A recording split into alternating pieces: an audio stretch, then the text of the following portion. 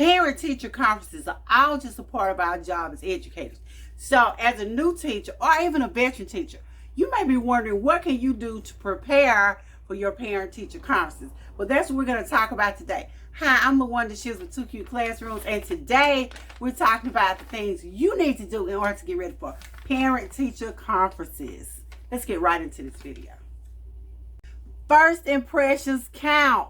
So when you're getting ready for your parent-teacher conference, one of the first things you need to do is go ahead and declutter your room. Make sure your room is neat and organized, because believe it or not, whether your room is clean or not is going to make a difference in how your parents perceive you.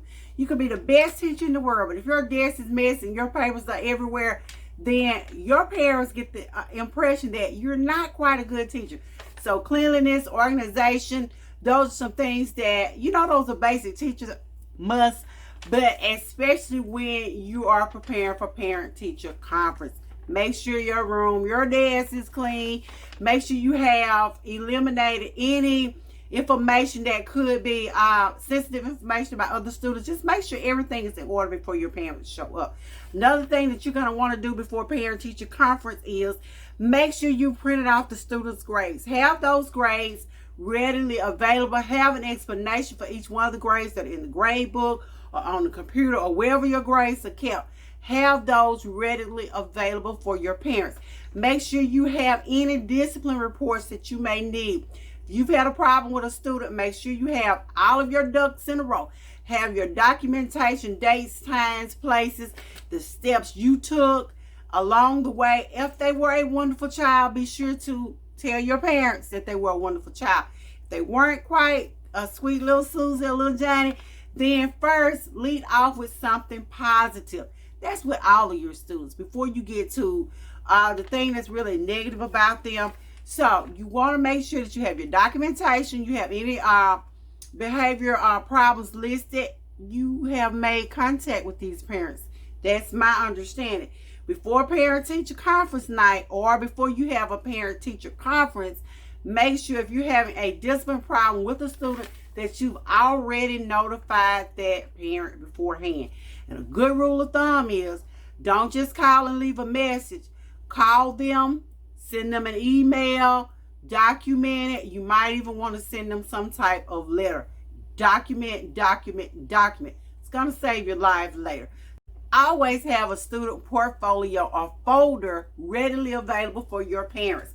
And this isn't just for parent-teacher conference. This is for any time throughout the school year. Make sure that you're keeping your students' work. If you're not keeping their exact work, the original, make sure you're making copies.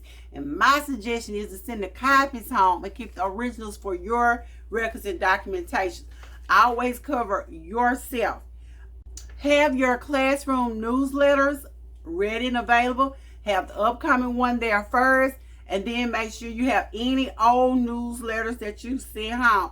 If you need to email those to your parents, make sure that you do that. Of course, my suggestion is whenever you do newsletters, email them home. You can send a hard copy home with the students, but make sure you email. That way you have documentation that you did send a newsletter home, and that also counts as a form of parent contact. I always start with the positive first, no matter what the situation is with your students. Parents want to hear something good about their child, because remember, they're sending you the best they have. They're sending you their babies, and they expect you to treat their babies like you would want your own personal baby treated. So begin with the positive and make a point to listen. Listen to your parents' concerns. Let them talk. I always like to reference Steve Covey's book, The 7 Habits of Highly Effective People. Well, one of the things he says is to make sure that you are listening. Listen to your parents' concerns. Hear them out. Even though you may have heard 100 times, listen to what they're saying. Repeat some of the words they're saying. Be sure to check out that book, because I may be quoting it wrong. But always listen to what is bothering them. Listen to their concerns. And even if you are a little nervous or even apprehensive, you'll be perceived as a much better teacher if you listen to your parents' concerns. So allow them to voice their concerns. Before you, don't cut them off. Let them finish speaking. listen to what. This is the time to let your parents know about any assignments that their child has missed. Have a list of missing assignments for each one of your students. It may seem like a lot, but you should have a system in place already where you can keep up with any assignments that your students missed by either absences, just didn't turn it in, or whatever's going on. When it's time for parent-teacher conference, now is the time to tell your parents about what's missing. Let your parents know what's going on in your classroom. They need to know what the assignments are, how they are being graded, how they can do the assignments. If there are websites where they can go to get help or use it as a reference, have those available for each assignment that you've given that their child may be struggling with. And it's just a good rule of thumb to have some helpful websites and list of those ready for your parents.